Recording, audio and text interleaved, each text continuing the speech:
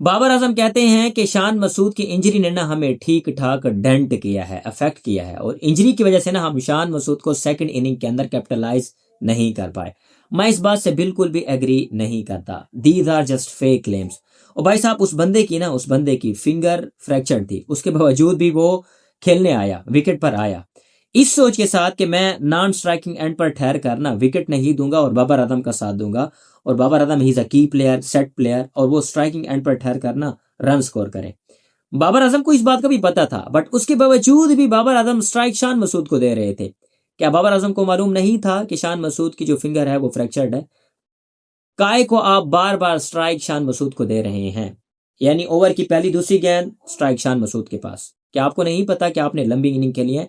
और बाबर आजम के पास ये शानदार मौका था अपने आप को हीरो साबित करने का, जिस तरह बेन स्टोक ने अगेंस्ट ऑस्ट्रेलिया जैक लीच के साथ 11th विकेट पर 150 रन की पार्टनरशिप बनाकर इंग्लैंड को जीत दिलाई थी।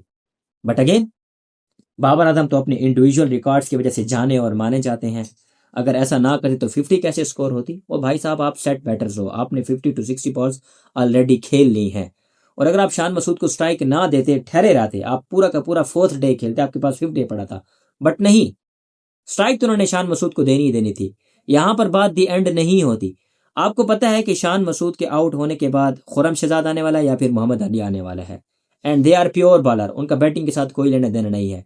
आपने एग्जैक्टली जो शान मसूद के साथ किया, आपने खुरम शहजाद के साथ भी वही किया। ओवर की पहली बॉल रन लेकर नॉन स्ट्राइकिंग एंड पर खुरम शहजाद को। I mean seriously, you are a Babar Azam, और आप इस किस्म की चीजें आप कर रहे हैं। एंड देन वही होता है, खुरम शहजाद आउट, देन उसके बाद मोहम्मद अली के साथ भी सेम टू सेम यही हुआ। इस वक्त पूरा का पूरा मीडिया ये चीख चीख कर कह रहा है कि यार बाबर आजम ने कल किया क्या है बेसिकली।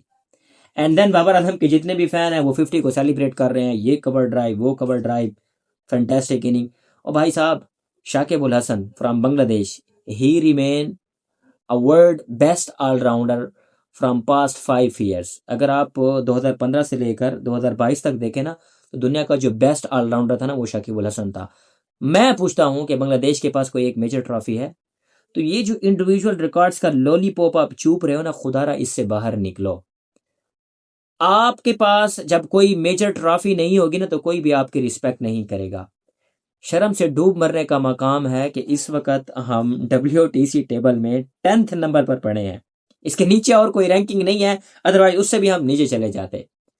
बांग्लादेश से हम हार चुके हैं, वेस्ट इंडीज से हम हार चुके हैं, बची श्रीलंका, उसके उसके अगेंस्ट भी हम देख लेंगे। और जिस किस्म की क्रिकेट हम खेल रहे हैं, मुझे चांस नहीं लगता पाकिस्तान का कि वो मेरे ख्याल में 10th से 9th रैंकिंग पर चली जाए। बहरहाल, it was a big blunder by Babar Azam, जिसको एक्सपोज करना मेरे ख्याल में लाजिम था। और ये एक आई ओपनर है for Babar Azam as a captain, कि वो इस चीज़ को देखें कि कल उन्होंने किया क्या है। He still have one more match to prove himself. मेरे ख्याल में अगर वो ये मैच जीत जाते हैं तो कहीं ना कहीं बाबर आजम की जो साख होगी वो सेफ हो जाएगी।